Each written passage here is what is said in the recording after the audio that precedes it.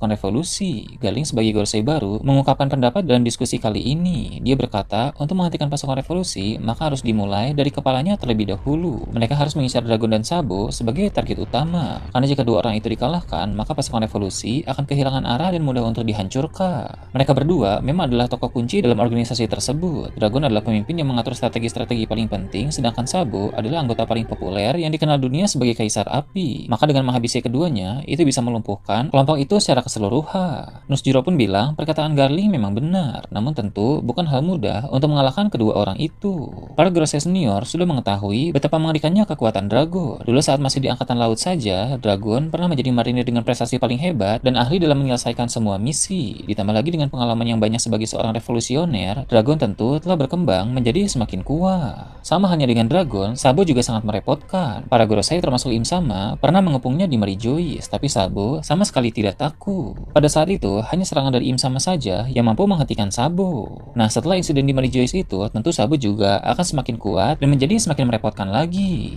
Setelah memperlihatkan Gorosei membicarakan itu semua, cerita berpindah ke dalam ruangan lain di Marijois. Di ruangan tersebut, ada seorang ksatria suci misterius yang memegang poster buronan dari Sabo dan Dragon. Sama seperti pemikiran dari Garling, sang ksatria suci ini juga berpendapat untuk menargetkan Sabo dan Dragon demi meruntuhkan pasukan revolusi. Di poster buronan itu, terlihat Sabo telah memiliki bounty yang baru. Diperlihatkan bahwa bounty Sabo bernilai 3 miliar berry, setara dengan bounty Luffy. Ini menegaskan bahwa gelar Kaisar Api yang dimiliki oleh Sabo, reputasinya setara dengan gelar Kaisar Laut atau Yonko.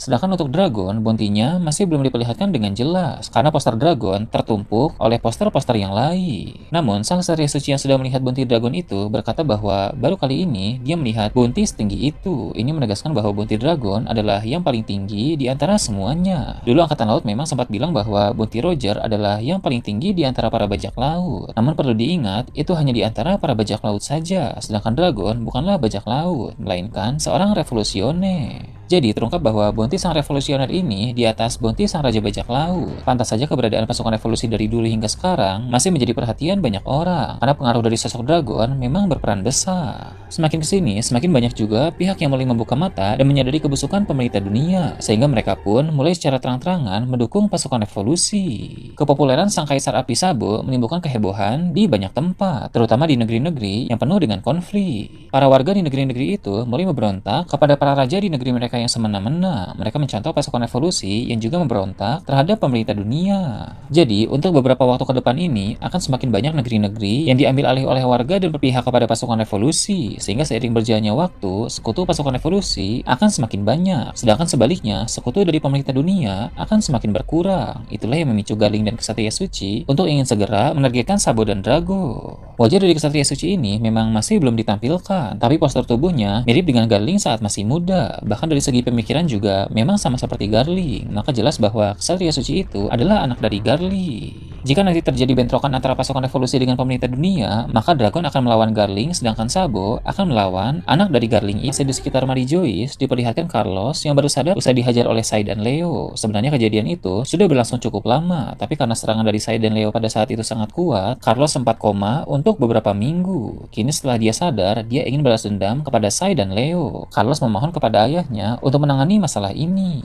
Sebagai seorang Tenryubito, sebenarnya memang bisa saja menggerakkan admiral demi keperluan mereka pribadi, karena memang posisi admiral bisa mendapat perintah langsung dari Tenryubito. Contoh saat dulu di Pulau Sabaudi ketika Luffy memukul wajah Carlos, Admiral Kizaru langsung dikirim ke sana. Jadi kali ini untuk memburu Sai dan Leo yang telah menghajar Carlos di Marijois pun sangat diperbolehkan menyuruh seorang admiral. Awalnya, Roswald yang merupakan ayah Carlos menghubungi markas Angkatan Laut untuk meminta admiral memburu Sai dan Leo, tapi rupanya hal itu tidak diizinkan oleh Akainu karena saat ini para admiral sedang sangat sibuk dengan berbagai misi lain. Seperti yang kita tahu, keadaan dunia telah semakin kacau belakangan ini karena ada banyak masalah yang terjadi di mana-mana. Akainu bilang tidak ada waktu bagi para admiral untuk membantu tindakan balas dendam bocah ingusan seperti Carlos. Roswald sempat marah karena Akainu bilang begitu. Ini pertama kalinya seorang fleet admiral mengabaikan perintah dari Tenryubito. Namun Akainu tidak peduli dan langsung menutup Denden Mushi. Masih ada hal lain yang lebih penting yang harus dilakukan oleh para admiral sekarang ini.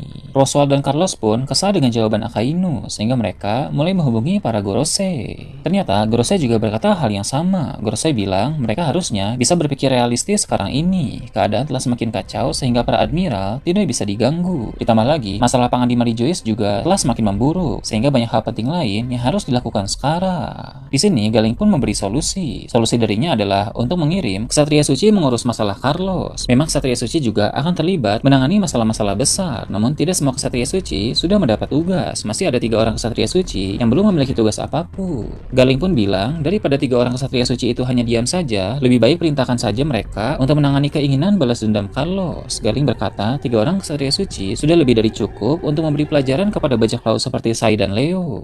Ketika 3 orang Ksatria Suci itu mendapat misi dari Carlos, mereka malah memiliki pendapat lain. Daripada hanya memburu Sai dan Leo saja, lebih baik memburu juga semua komandan armada besar bajak laut topi jerami. Memburu Sai dan Leo saja tidak cukup, karena jika 2 orang itu berani mengusik Tenryubito, maka para komandan lain dalam armada besar bajak laut topi jerami kemungkinan besar juga akan berani melakukan hal yang sama. Dengan kata lain, mereka semua adalah bibit-bibit masalah untuk para Tenryubito, sehingga perlu untuk diatasi secepat mungkin. Sebenarnya di dunia ini banyak sekali bajak laut yang sering membuat masalah, namun hanya sedikit dari mereka yang berani secara terang-terangan menyerang Tenryubito, apalagi menyerang langsung di Marijois. Maka Sai, Leo, dan seluruh komandan armada besar bajak laut topi jerami adalah masalah serius. Jadi setelah ini akan ada 3 orang Ksatria Suci yang mulai memburu komandan armada besar bajak laut topi jerami satu persatu. Mulai dari kafe angkatan laut yang tak jauh dari Marijois, diperlihatkan ruangan Akainu. Ternyata ketika tadi Akainu marah kepada Roswald melalui Denden Mushi, di ruangan itu juga ada Kizaru dan Kurouma. Mereka berdua kaget karena Akainu berani menolak perintah dan bahkan membentak Tenryubito. Akainu pun bilang kepada Kurouma, apakah perintah yang diberikan kepada pasukan intel sudah dijalankan? Kurouma pun menjawab sudah. Dia lalu melaporkan tentang semua pergerakan yang dipantau oleh intel angkatan laut. Pertama, pergerakan dari semua Yonko, kedua, perkembangan dari aksi pasukan revolusi, dan ketiga, memantau jika ada pergerakan dari kapal hitam misterius. Kurouma bilang bahwa ada intel angkatan laut yang berhasil menemukan pergerakan dari kapal hitam yang membawa rod poneglyph. Akainu yang mendengar itu pun bilang kepada Kizaru bahwa orang itu sudah mulai bergerak. Kizaru pun menanggapi dengan berkata, orang itu sekarang ini disebut sebagai pria dengan bekas luka bakar yang dikenal memakai kapal hitam dan juga membawa rod poneglyph. Jadi rupanya sudah sejak lama Akainu dan Kizaru tahu siapa pria dengan bekas luka bakar itu. Meskipun Akainu dan Kizaru tidak mengincar One Piece dan juga tidak membutuhkan rod poneglyph terakhir, tapi mereka berdua selalu mewaspadai pria dengan bekas luka bakar. Kurouma yang merupakan Vice Admiral baru pun terlihat kebingungan dan bertanya-tanya siapa sebenarnya orang yang mereka maksud. Akainu pun bilang pria dengan bekas luka bakar itu adalah orang yang sangat merepotkan. Jika keadaan sangat mendesak, Akainu sendirilah yang akan menghadapi orang itu, kemudian membawa rod poneglyph yang dia bawa ke markas supaya para bajak laut tidak ada yang bisa mencapai Laftel. Ini adalah langkah yang cerdas dari Akainu. Jadi jika para bajak laut ingin mendapatkan rod poneglyph itu, maka mereka harus mendatangi markas besar angkatan laut terlebih dahulu. Akainu bisa memasang banyak jebakan dan juga perangkap untuk para bajak laut. Jadi di sini seperti ada sebuah kompetisi siapa pihak yang bisa menemukan pria dengan bekas luka bakar terlebih dahulu, apakah para bajak laut atau malah angkatan laut. Terakhir, berpindah ke tempat berbeda di lautan, diperlihatkan kapal milik bajak laut Fire Tank. Di sana juga ada Lola, karena seperti yang kita tahu dari kisah cover story, dia telah menikah dengan Gotti, salah satu kru dari Kapon Gang BG. BG pun menjelaskan tempat-tempat mana saja yang akan mereka kunjungi ke depan nanti, dan salah satunya ternyata adalah Pulau Elba. Namun, Chiffon yang merupakan kembaran Lola bisa merasakan bahwa Lola sedang ketakutan. Dia bisa mengerti alasan ketakutan kembarannya itu, karena Pulau Elbaf tadi yang dibahas oleh BG adalah tempat tinggal Pangeran Loki. Lola masih trauma karena dulu dia pernah dilamar oleh Loki, sehingga dia takut jika harus menginjakan kaki di Pulau Elbaf lagi. Chiffon pun meminta BG untuk menghapus Elbaf dari tujuan selanjutnya, dan berhubung BG sangat menyayangi Chiffon yang merupakan istrinya, maka dia pun setuju dengan menghapus Elbaf dari daftar tujuan. BG bilang kepada yang lain bahwa masih ada pulau indah lain yang bisa mereka kunjungi, sehingga lebih baik lupakan saja Pulau Elba.